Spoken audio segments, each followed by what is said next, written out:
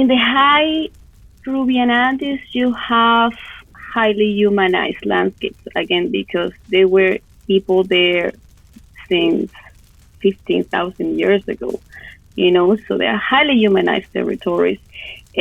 So what you find now is a lot of farms, some native vegetation that is a mix of grassland, what we call puna grassland. This is in the highlands, above 4,000 meters in elevation. There are some patches of Andean forests of polylepis, and for communities that are kind of closer to the transition with the Amazon region, they have cloud forests.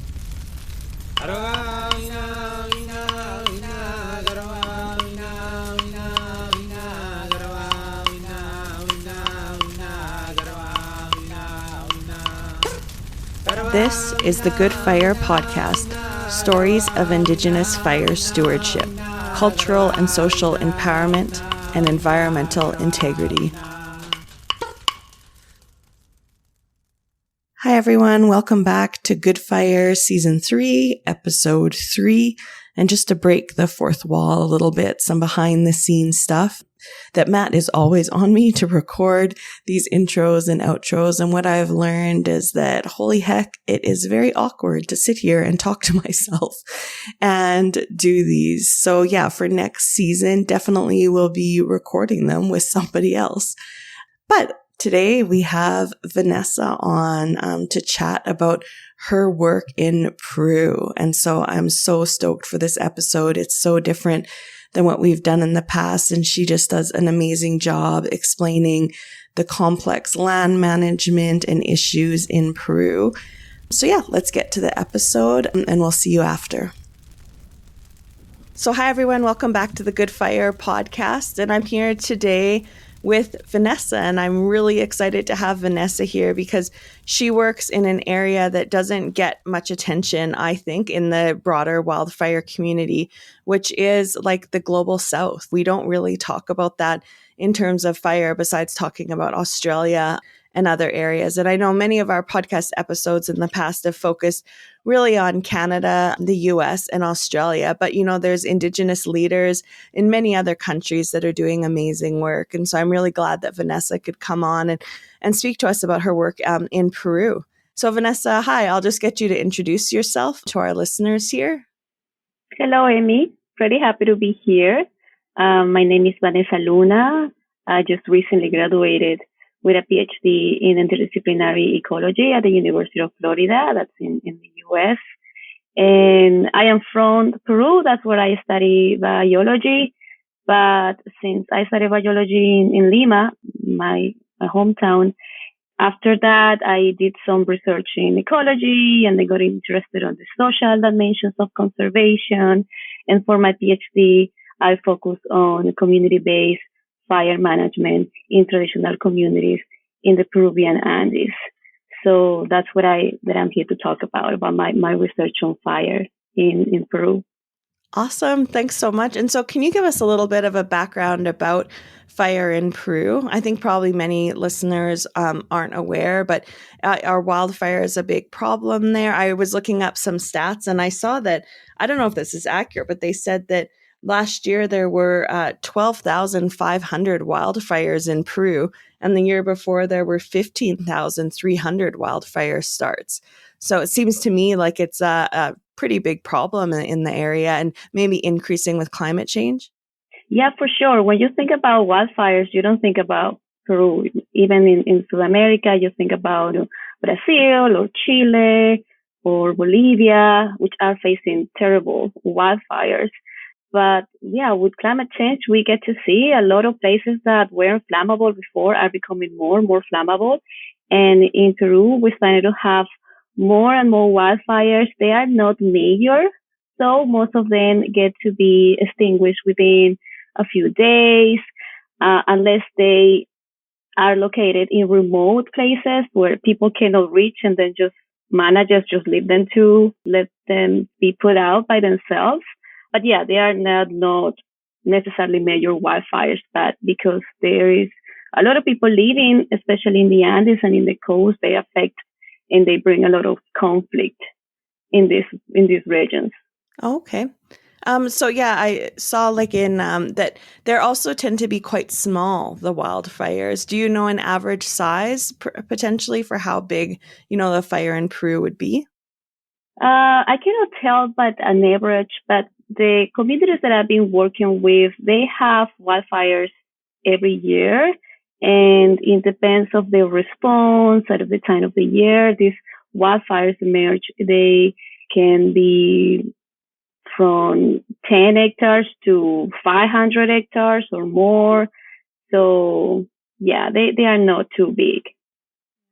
But still, I always say too about like wildfire impact, right? It's not just on the area burned, but where that area is burning. Like if it's close to a community or, in an area that the community values, even if it's small, it can still have devastating impacts. Definitely. It's not a matter of size, as you said. It's more a matter of the people that are living there, what is affecting, what is at stake. Because the Peruvian Andes, this is a region that has been occupied by people for millennia. Like this is the place of the Incan Empire. So we got lots of traditional and mestizo or mix of European and indigenous descent farmers that occupy most of the territory, and they've been there for many centuries. So yeah, this is a region. The region that I work, which is the Peruvian Andes, is a region that is a high occupancy of rural people on it, and actually most of this territory, most of this high Peruvian Andean landscape is filled with rural communities that own and manage collectively the land. And these communities are called campesino communities. So all farmers, they make decisions collectively about what to do with the natural resources, with the land. So if there is a wildfire, even if it's a wildfire that impacts 40 or 100 hectares, it will affect farmers in one way or another. Yeah, really interesting. I love that idea there. Well, just, in North America, we have a much different style of land ownership, where it's like, kind of private, or in Canada, we have crown land that's owned by the government. And so I just love that idea of the communal land ownership. And I'm hoping that we can get into that quite a bit about, how they're doing that and managing for fire. And so I just wanted to give a little bit more of a background. So again, in prepping for this podcast, I saw that in Peru, about 40% of the population is actually indigenous, and that the state recognizes 47 language groups that's spoken by 55 different nations. Yeah. Well, Peru has a population of more than 30 million people, and there's a few million that are indigenous, mostly Andean indigenous. In the south of the Peruvian Andes, we have Aymaras and Quechua, and then in the Amazon, that is more than 60% of the territories, the Amazon in Peru, is filled with different groups, more than 50 different groups that they have their own language that live in the Amazon, but some of them have only 1,000 people or like 500 people that speak that language. The indigenous group that has the most inhabitants in the country are Quechua, and they are the ones that were part of my research. Okay, awesome. Yeah. So can we chat about your research and your PhD? I'm quite interested to know what drew you to the topic of study and why you wanted to go do this type of research there. Yeah, so it was interesting the way that I landed on the issue of wildfires, because I work as a biologist for many years in the Peruvian Andes, in Andes Amazon region, which is like you have the Andes and the Andes are facing the Amazon, that transition. So I worked there for many years, and I was co-managing a biological station there that was surrounded by Quechua communities. We have Quechua communities on one side and a protected area with Manu National Park on the other side. And sometimes we got wildfires starting from the community of other nearby communities, and they will spread to the protected area and into the biological station land, which we have 600 hectares of land in that biological station. So it happened once that the fire was reaching the infrastructure of the station, and we were super scared. And of course, we called firefighters and park rangers and the community members that they came to help us put that fire out. And I started to, because I come from Lima, and Lima is in the middle of the desert in the coast of Peru. We don't have wildfires. But for me, working in this land, in this place, and started like realizing that this is an issue. And there was some complex relationships with indigenous, the Quechua people, to kind of grasp that complex dynamic. It made me super curious about what is really at stake when we talk about wildfires. How do they originate? And if they are becoming a problem, what's the solution to this? I remember that I hear a lot of blaming towards the farmers starting the wildfires.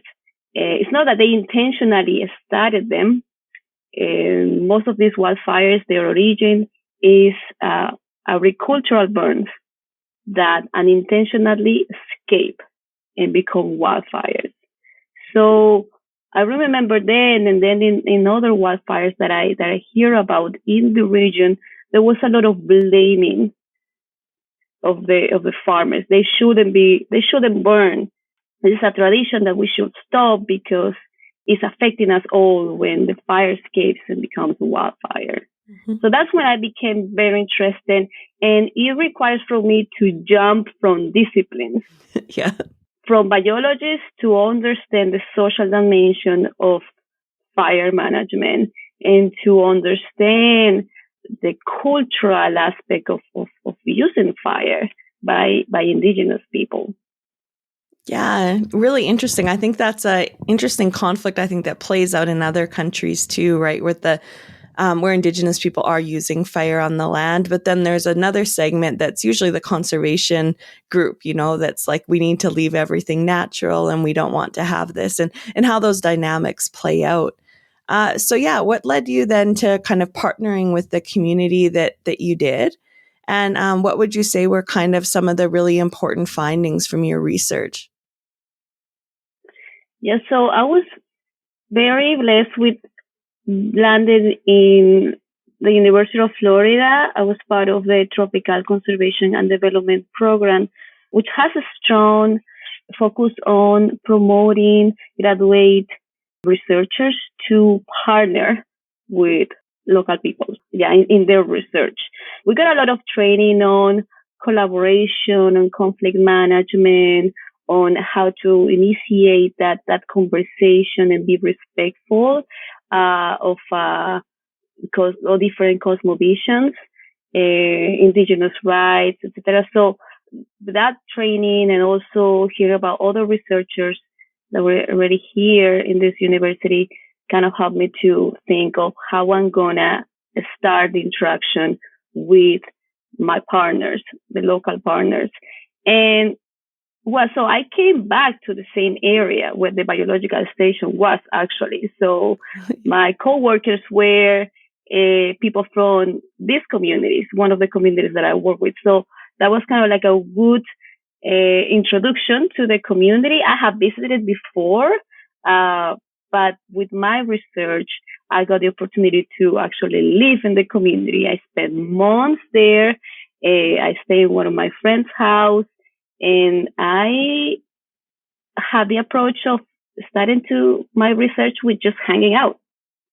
I didn't have interviews up front asking people, what do you use fire?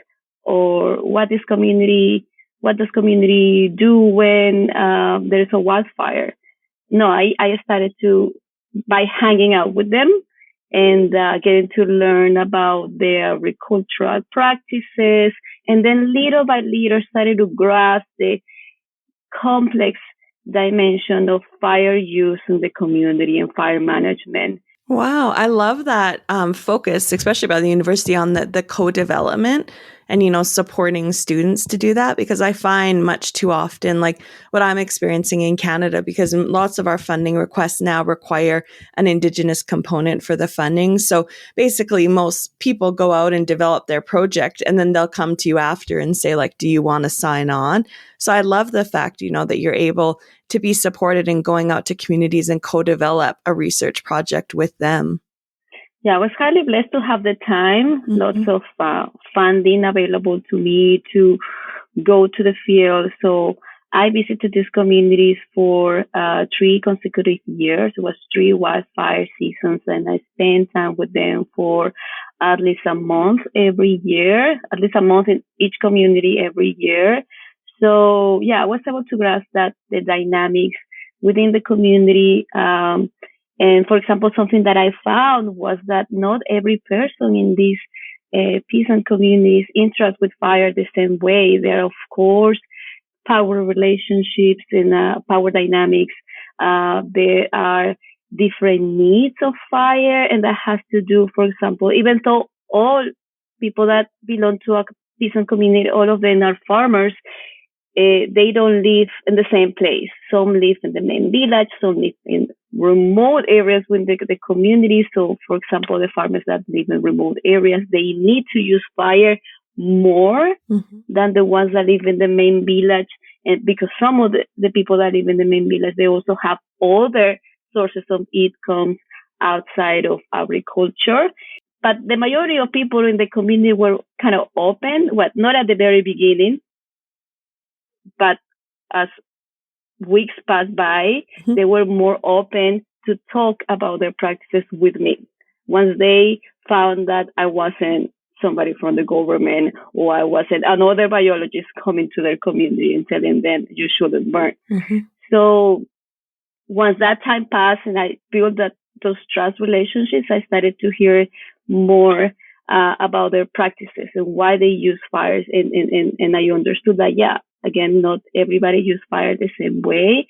There's some people that live in remote areas that need to use more fire because the landscape in these communities is highly rugged. We're talking about the Andes. These are regions that are above 14,000 feet or 3,000 meters in elevation. So the landscape is highly rugged, and these communities traditionally, they take advantage of the elevational differences to grow their traditional crops.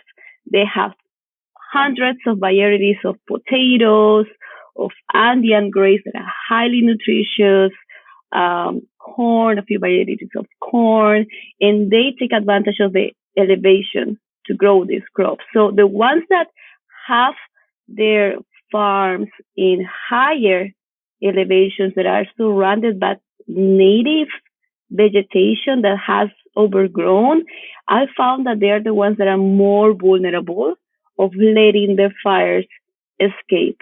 Again, this is a region where people don't start intentional wildfire.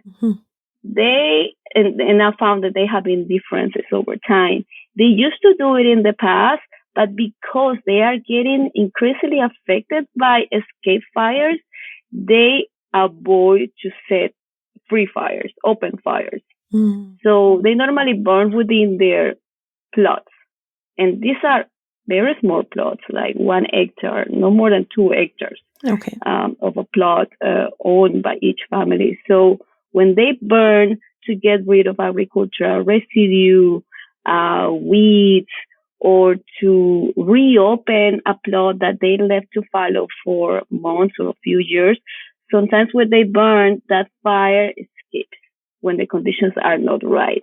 So the fact that the fire escapes, I found that it happens more in farms that are in remote areas within the community. So these are highly vulnerable farmers that they have their farms in remote areas. And because they're in remote areas, it's harder for them to access help to put those fires out. Okay.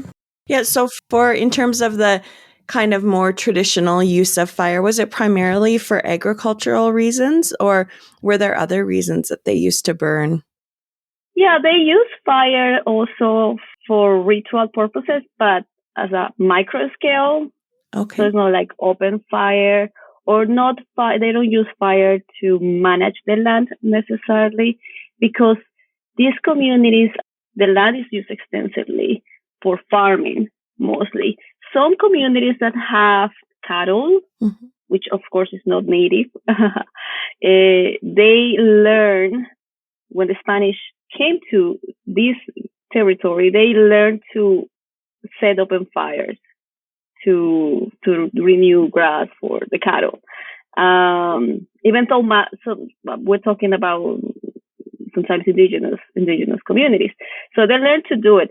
But because wildfires became a big issue in the region, these communities have started to put limits on open fires.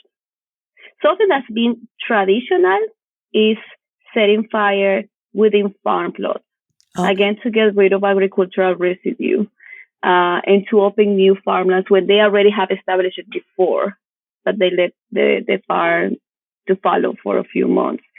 So, yeah, the main reason to use fire is for agricultural purposes. Okay. Thanks. Yeah. And I think just for listeners out there too, like the fact that we're using agriculture doesn't mean that it's like a colonial style of agriculture, right? Like indigenous peoples were farmers in these regions for, like you said, millennia. It's, the idea of planting and growing things is not just a European idea. No. And what we find is, and it can be a little bit complicated to also evaluate, is in regions where indigenous peoples have interacted and have incorporated new crops in new ways of using the land in Peru. It was more than 500 years when the Spanish came. So what you see now is a blend of indigenous and European and recently learned traditions of the way of they interact with fire. Vanessa, too, as you know, this is the season of matriarchs on the Good Fire podcast. And so I'm wondering, do you have anything specific from your research, the community that you worked with, about women and their role of fire there? Yeah, so in the communities, fire use is actually a masculine task, and the same goes for firefighting. Because it's the way it's done there. However, in my interactions with the firefighters coming from the cities, there's where I found a lot of female firefighters. These are volunteer firefighters, and there was one, Ashley Cuellar, that appears actually in my video. She's a young biologist student, and she's a leader they call it the company of firefighters there. And she also helped me in collecting data in the field. She's a native from the region of Apurímac, one of the regions where I work with. So yeah, I found a lot of female firefighters. And well, regarding the community, something that is actually lacking more work on promoting female indigenous firefighting brigade members, which is something that I didn't see really in this community. Okay, yeah. And so most of the farmers then are male as well there? Yeah. Yeah, well, farmers are just everyone that lives in the communities, but when it comes to fight the fires, just because it's a highly risk task, the way they consider it, they call male community members to go and fight the fires. Okay, cool. I'm just wondering too, like, so in Canada, like many of our nations are matriarchal societies where women have a lot of decision-making power in their communities. What's it like there in Peru with the community you worked with? Yeah, so I don't know if I have the right to say it because I'm not considering myself anthropologist or like an expert on Andean indigenous groups, but what I found is that they are highly patriarchal. Mm-hmm. And that also, I guess, has to do with like kind of a Spanish introduction of ways of doing things. So most people that conform the boards of these communities are men, Mm-hmm. and they're considered the head of the households, and that's something that needs attention to be paid to, because of course it talks a lot about different vulnerabilities of fire, when in terms of gender and gender dynamics. So that of course applies to the use of fire. So in a farm, the family that owns a farm, they want to prepare the land and use fire. The person that goes first or has the most active role is the man in the household, and the wife and the children will support the mainly activity, which is setting the fire. Yeah, I think that's important because it just shows that societies are different and every nation's different, right? And how that they're set up and what the role of women is. I know in Canada too, there also is that impact of colonization on, how we see women in our society as nations and what's changed. So yeah, I think it's important just to know that in some places it's women driving the fire and in other places it's not. And that's, okay. It's just different ways of seeing and how fire interacts with communities. Mm-hmm. Yeah. That's important to see that. Yeah. I had one elder who she would always say that we went to the community and it was seemed like the men were really the ones doing the fire all the time because, they were out there on the ground. But then when I talked to the one little grandma, she was like, she said that she was the one who turned the heads, told them where to burn, how to burn, but she just didn't want to do the activity. So that was kind of when the men got involved. So yeah, it's just interesting how different nations, everyone has a different governance structure basically related to how they use fire. For sure. Cool. Can you describe too just the vegetation, like the native vegetation around the community that you worked in? I'm just interested to know, what does the landscape look like and what are they burning off? Yes. So in the high Peruvian Andes, you have highly humanized landscapes, again, because there were people there since 15,000 years ago, so they are highly humanized territories. So what you find now is a lot of farms, some native vegetation that is a mix of grassland, what we call puna grassland. This is in the highlands, above 4,000 meters in elevation. There are some patches of Andean forests of polylepis, and for communities that are kind of closer to the transition with the Amazon region, they have cloud forests. So yeah, the communities that I work with, they are communities that are a little bit closer to the Amazon, but still in the highlands. So they have patches of cloud forest. And because they have patches of cloud forest, they have collaborated for the past 20 years with environmental nonprofit organizations that have promoted firefighting brigades in these communities. Oh. And the interest on working with these communities by these external actors, not only nonprofit organizations, but also park rangers, because there are protected areas nearby as well, has been, the main focus has been in protecting those forests. So that brings into the pot, of course, a lot of interesting relationships and interests, right? Because the environmental approach is like we need to protect this forest, but from the communities, it's like we need to feed ourselves. Yes, yeah. And we want the forest because it provides us water, and other ecosystem services or other woods. But if you tell me not to burn, I mean, I'm going to keep doing it because it's the most convenient way to work the land. So part of my research also has to do with try to understand the different narratives on what to do with fire and the role of fire in the landscape and for rural well-being. Okay, awesome. Can we go just before we get into the brigades and the fire suppression aspect? I'm interested to go back a little bit to the communal decision making for the communal land. So, is that based on is that decision making by a community? Then they would be kind of in control of the communal lands, and there would be some group that decides. Is it a collective of farmers? Like, how does that work?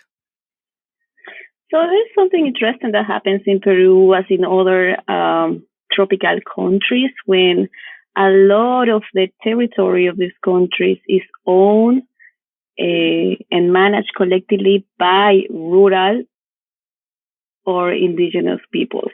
And that's the case of Peru. As you mentioned at the beginning of this podcast, a good portion of the Peruvian territory is owned by these communities. And they have a lot of autonomy in decision making. There is a law of comunidades campesinas, a law of peasant communities in Peru that allows them to make a lot of decisions on the way they distribute the land, for example. So in the communities that I collaborated with, they are inhabited by around 200 to 500 families, and the land doesn't belong to individual families, belong to the whole community. So every family that calls themselves like official members of the community, they have to have somebody going to the official meetings that are held every month or every 2 months. That's when they can call themselves official members. So they have to actively participate in the governance of anything, of the decision making of anything in the community. And once they participate in the meetings, they participate in collective works that are necessary to improve infrastructure or anything that is necessary in the community.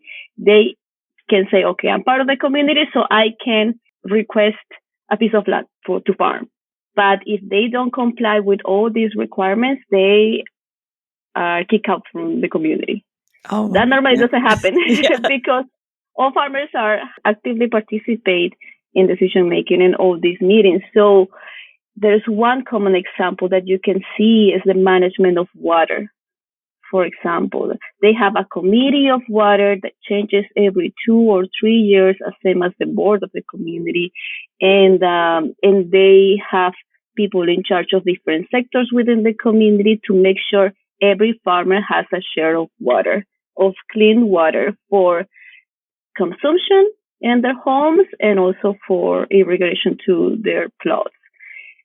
It works the same for fire, and that's been super interesting for me to understand in my research that because of the autonomy, because this strong collective action that these communities have, when there is a wildfire, there's a rapid response from the communities.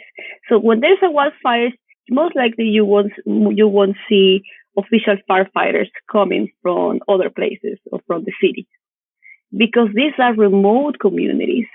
So the first response is the most important one. So community members, they organize, they call each other and say, okay, let's go and put it out. And they do most of the time, because it's their farms, their infrastructure, their community, their forest is at stake. So the response is immediate most of the time.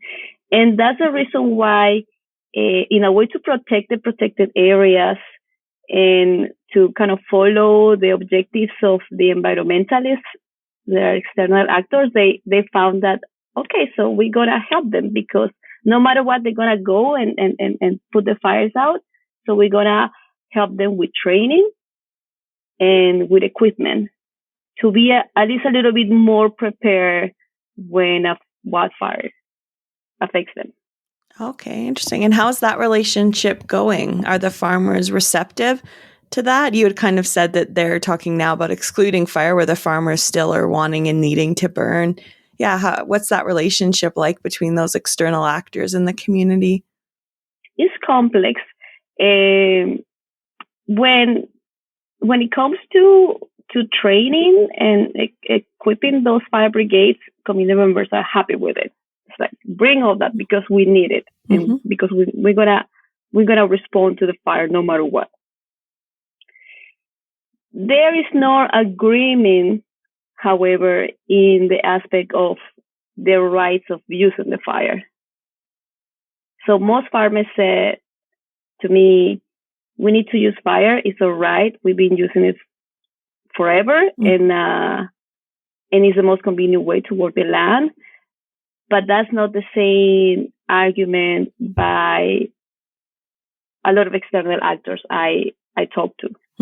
Because they said, and it's in the law, so the Peruvian forestry law prohibits use of fire, even for agricultural purposes. It is entirely prohibited.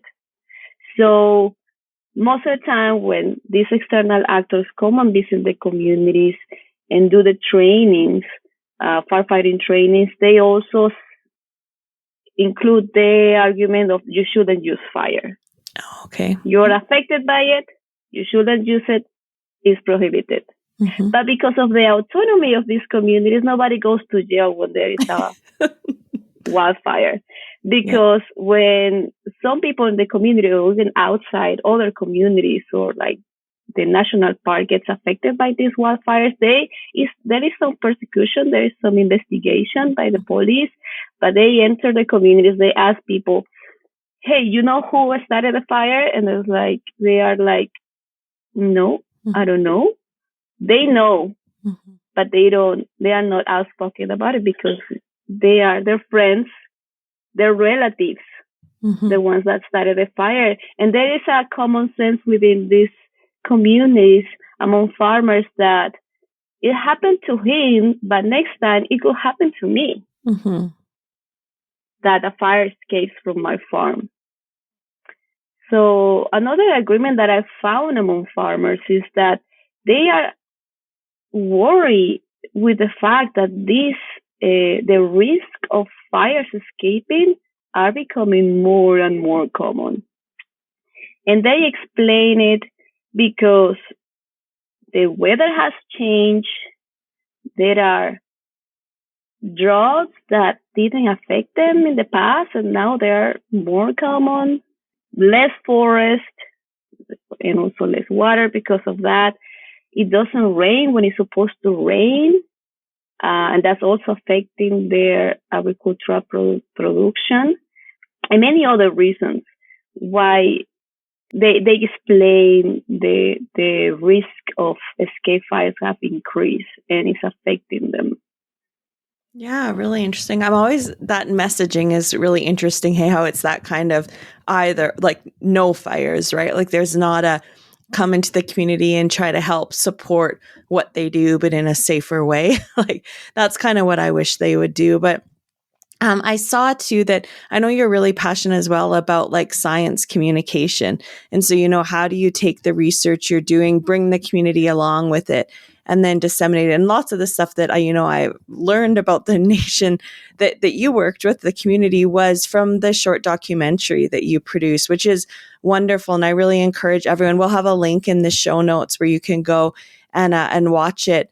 And first of all, it just shows how beautiful the community is, like just where it's located in the Andes. And yeah, it's stunning to look at. And then it also shows like the firefighting the fire starting that they do, but then also the things that they have in place to try and control the fires when they're, starting them in their agriculture plots. And so I was actually quite impressed with like the different things that they're doing, the communal approach to fires. In their nation. So yeah, I just don't know if you want to share anything more about the documentary that you made. Yeah, thank you for mentioning it. I hope people watch it. I was very happy with obtaining this grant from my university to film and to express with images what my research has been. I always wanted to do a mini documentary since the beginning of my research. I actually got a grant and purchased some equipment, drones and microphones and camera lenses and stuff like that. But when I started my research and started hanging out with people, I found it wasn't the right time. I didn't find the right time to bring all that gear and use it. I found it would be manipulative for my research, and so I didn't feel I got the right moment until the very end. After spending many months in three consecutive years in these communities, is when I actually hired a Peruvian filmmaker, and we went to the field and have conversations with people that were my friends by that time, and film. And if you see the video, you will see it's just beautiful mountain landscapes, and yeah. So for my research, I mean, it's been super important not only to collect data but to disseminate the results back to the people that were part of it, that were my partners, local communities, but also the external actors that I collaborated with. So the video was one of those products, but I also organized some workshops in the city near to the communities, but also in the communities where I brought these different actors to discuss. There was a component of my research that involved stakeholder perceptions, and the stakeholders were community members, firefighters, government agents at different level, researchers, protected area agents. So I brought them all to the community to discuss these issues, and I shared my results that has to do with, yeah, you all think differently about this, and what we need to promote effective measures is for you to talk with each other and express what you think about fire, because not everybody thinks and has the same relationship with fire, and we all need to understand that. That's the first step, and then to promote really effective measures, because community members are doing something, but you guys from your offices in the cities of the country are doing something else. But of course, they are lacking resources. So again, law enforcement doesn't happen. Yeah. That's one of the reasons why. But to use more effectively those limited resources, they need to talk to each other. So that's why I organize these workshops, and I use participatory methods and make them draw Andean landscapes and think, oh, how do you see that in the future? How do you think that landscapes have changed and the relationship of rural people with fire, and what we need to do, what is effective here? So yeah, those have been super important components of my research, just to promote that collective reflection, what's been done, what is necessary to implement. Yeah. And so were people receptive that attended your workshop about that, messaging of needing to collaborate and talk more? Just how were your research results received? It wasn't receptive by all. And of course, not everybody came to the workshops.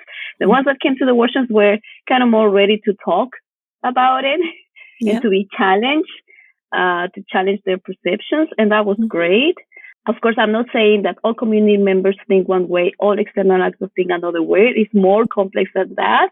So the people that kind of knew each other and wanted their perspective to be challenged, they're the ones that came to the workshop. So I was very interested to have those conversations. And even if there were few of them, among of the 100 people that I reached out at the beginning, that means like there is a conversation that is starting. And the main framework that I use for my research and all of these interactions with community members and external actors was the framework of integrated fire management. And that was very challenging, actually, because fire management is not part of the conversation now in Peru.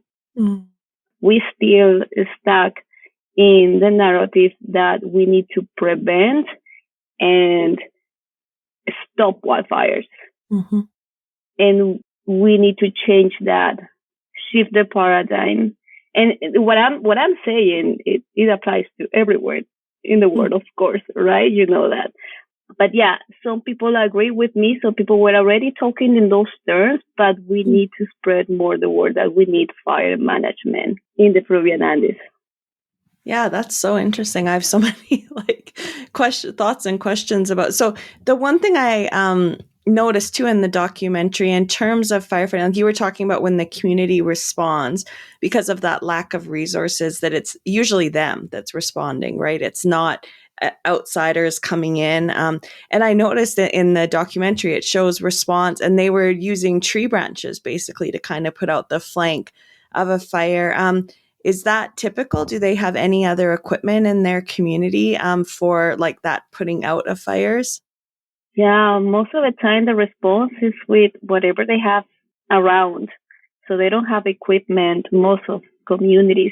The communities that have benefited from collaboration with external actors, and there are communities that have this kind of agreement because they have forests, and that's the interest of these external actors. They have received training and equipment. But most of the communities in this region, they just use whatever they have around.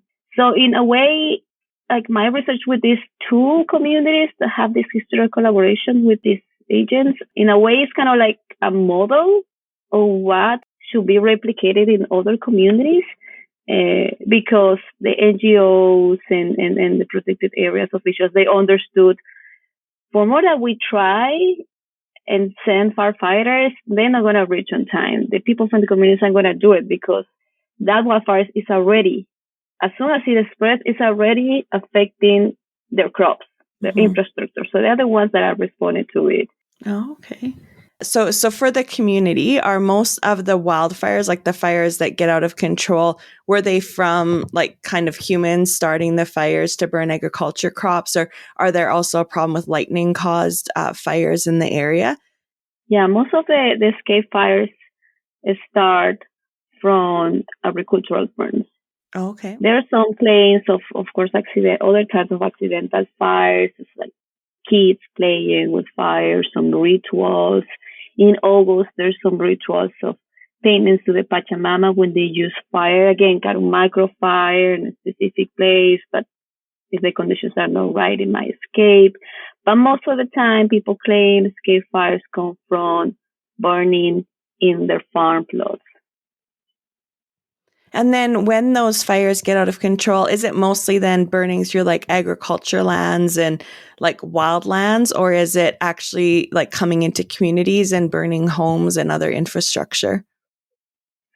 It's a combination of all of that. In mountain regions, what you will have is like in the valley, is where the village are located and where most of the homes in the flatter areas, because nothing is really flat in the Andes. So that's where most of the people live.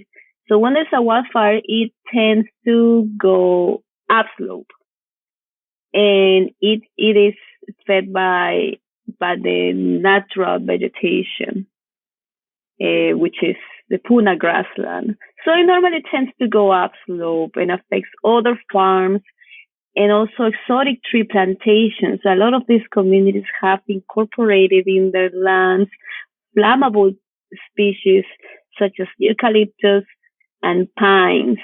And that's another layer of increased risk in the Andean landscapes that farmers are starting to recognize that we are increasing the risk of escape fires because of these trees that are not native. Yeah, I was noticing that actually in doing background research is the presence of eucalypts. And it really made me think a little bit about Portugal, because there too, they've had introduced eucalypts that have, kind of grown throughout the country now and have led to many of their kind of major fires that have impacted community members because they're just such a highly flammable, non-native plant. Yeah, the eucalyptus are an issue in different places, like in Brazil too. pine plantations in Chile are feeling major wildfires there too. So yeah, it's something that we need to take account of these introduced species that are increasing the flammability of landscapes that didn't have them before. Okay. So how long after an area burns, like in an out of control fire, how long does it take for that community to kind of get back, that landscape to get back to where the community can use it again? That's an interesting question. I think it depends how intense the wildfire has been. Sometimes people use immediately, like after a few months, they use the land after a wildfire. Of course, they get affected by it, but if it opens new farmland of new land, they farm on it. So it might bring actually some kind of new opportunities. But of course, like most of the time, wildfires is that it gets a fire that gets out of control. It impacts something in the community. And yeah, the recovery time in these landscapes, it can be rapid when it affected vegetation, low vegetation such as grassland or bushes, but it takes longer when it affects the nearby forest, the cloud forest. And that's something that worries community members and external actors. Community members told me, yeah, we have one of the reasons we have less water now is because we are diminishing our forest. Oh, interesting. Yeah. It just reminds me a little bit of some of like our more high altitude like forests in Canada, where it can just take a century for that forest to grow back just because it's more difficult to grow like some big trees in those landscapes. And so for communities, the impacts can be generational on like how long they're dealing with a wildfire after the fact, before they can kind of begin to reuse that landscape again. Mm-hmm. Yeah, no, here the territory makes the landscape is highly diverse. Mm-hmm.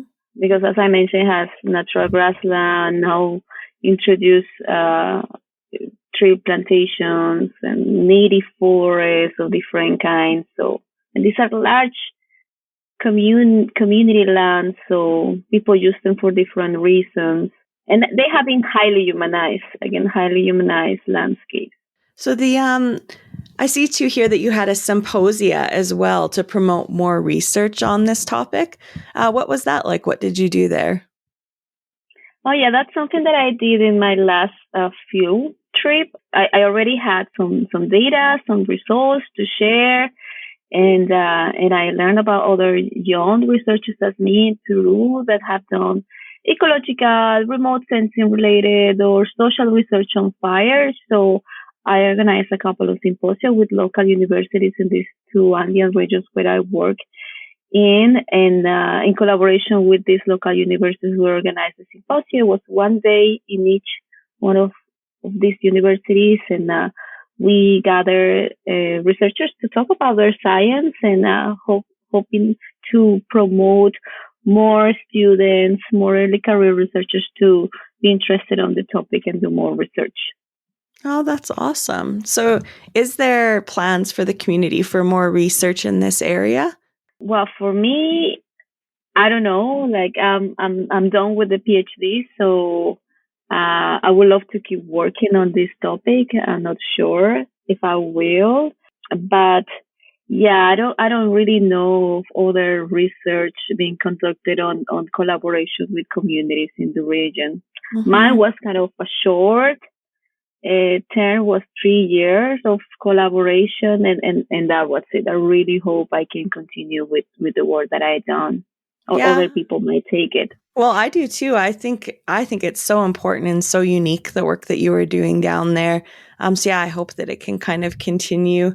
You can continue in that work as well. And I mean, there's hopefully funding or other things to promote this important work that's going on. It's so frustrating to me that these type of things like aren't priority funding. Like we just have a lot of different modeling and other studies that go on all the time, right? And then we've got really good co-collaborative indigenous like projects. And yeah, the people are just scraping by, trying to get funding year after year. So it's very frustrating. Yeah, it is. Yeah. But yeah. So at one point, you mentioned humanized landscapes. I'm just wondering if you could describe a little bit more about what that means in the Peruvian Andes. Yeah. So humanized landscapes in the Peruvian Andes it's a topic that's been talked a lot about in ecological research and also anthropological research because there has been people in this region for at least 10,000 years and lots of people. When the Spanish came to Peru, there were millions of people living in the country already, what we call now Peru.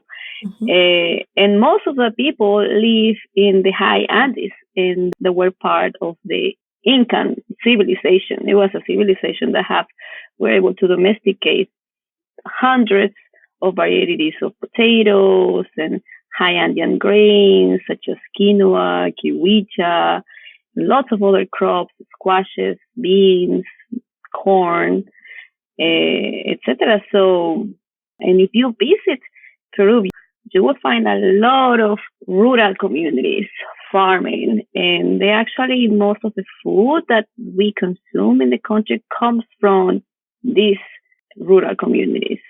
So that's when we talk about humanized landscapes, because since more than 10,000 years that people have been living in these landscapes, they have farmed the land, they have bring fire to the land, and there are traces of big forests that existed above 4,000 meters in elevations that don't exist anymore. Now we have relics of forests, of Andean forests, polylepis forests, that were more common in the past. So that has to do with the notion that we started to understand different parts of the world, that indigenous people have used the land, have modified them, and there've been a lot of changes, of course, with the Spanish coming to these lands, introducing new crops, introducing new ways of managing the land that changed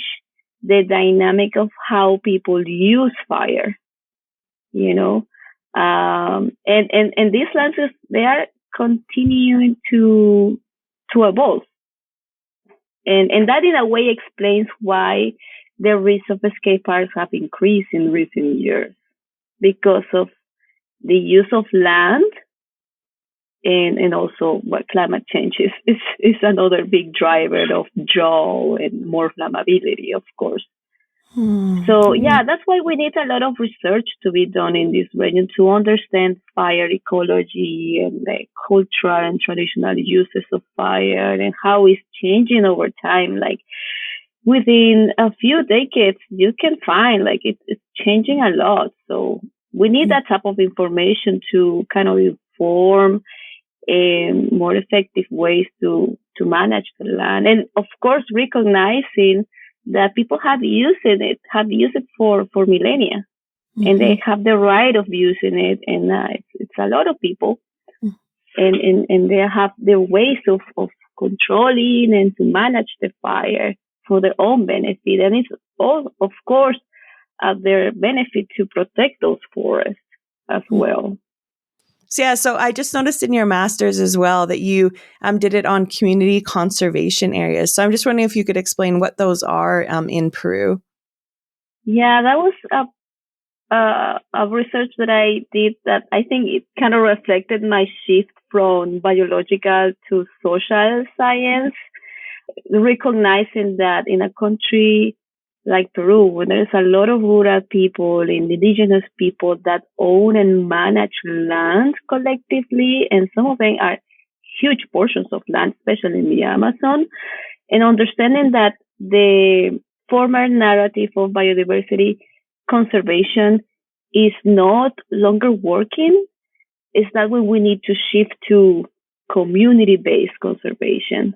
So these are communities that have forests in their territories, and it's their most benefit, the most interest to protect those forests because of all the sources they get from the forest. So we as researchers, as conservationists, as environmentalists, we need to not stop them from using resources, but to collaborate with these forest stewards to help them to conserve those forests for their benefit and for the benefits of us all. So that's when the interest of that particular research was on what are the considerations that, or the different aspects of community-based forest conservation we need to consider to promote it. Mm. So Yeah. I found, there are a lot of community members, a lot of communities that have lots of incentives to conserve those forests, and they need more collaboration, and they need recognition of the work that they've already been doing. Yeah, interesting. That's a pretty cool journey that you went on from like the hardcore physical science to the work that you're doing now. It reminds me a bit of my own journey. Like I was trained as a geologist and did volcanology for a few years, but then I found I was more interested in like the humans that lived on the volcano than like the actual volcano itself. And yeah, that was kind of my shift into the work that I'm doing too. So yeah, it's in Canada too, we also have this very kind of, that whole idea of wilderness, right? And most like the colonial version of that is that it's without people. So I love that, the work that you're doing there on trying, like you said, to recognize the humanized landscapes. Yeah, and it's more present, I guess, in countries or in regions where there's just a lot of indigenous peoples and they have regained the rights over the use of land. And that's just super, super important. Like if you see a map of Peru, you see large chunks of forest, especially in the Amazon. And it's not empty forest. It's filled with lots of indigenous communal lands that are being conserved, protected by these people. Yeah. So we need to work with them, collaborate with them. Yeah, that's awesome. Well, yeah, thanks so much for coming on the podcast. I learned so much. And yeah, looking forward to continuing to chat and hear more about the work that you're going to be doing in the future. Thank you, Amy, for the invitation. It's been a pleasure talking with you. Yeah, no problem. So thanks so much to Vanessa for taking the time to sit and chat with us about her experiences in Peru and working with fire. To me, the similarities with Canada were just a bit overwhelming, to be honest, especially that whole idea around first response and how important it is for local people to be equipped to fight fires that start. And I just thought so much about what we see in Canada and our remote communities, especially our northern communities, where still they're very dependent on agency support for firefighting. Many aren't allowed to firefight because they don't have the appropriate agency training, they would say, or the personal protective equipment that's often required. And so lots of times they'll see fires start and then feel very helpless, that the fire will just grow and grow until it becomes so big that it's impossible to put out. And there's a whole bunch of movement now, about carbon and keeping carbon in the ground and the importance of, putting out these bad fires when they're much smaller. And so, yeah, I just was thinking about her with the training that they're trying to do in communities to get them to quickly respond to fire, and how that just parallels what we're hoping to see in Canada with our guardian programs and getting guardians that we have in First Nation communities able to get out and fight fire as quickly as possible. So, yeah, really excited for that episode. And up next, we have Tiffany. So Tiffany is a friend of mine. Tiffany's Coast Salish. I'm so excited to have them on the podcast to talk about their experience with fire. And Tiffany's just an amazing storyteller. And so I think that you'll love it. See you next time. A huge thank you to Canada Wildfire for their support of this podcast. As well, we would like to thank the Fighting Gunda Jamara for allowing us to share their fire song Ween as the official song of Good Fire Podcast.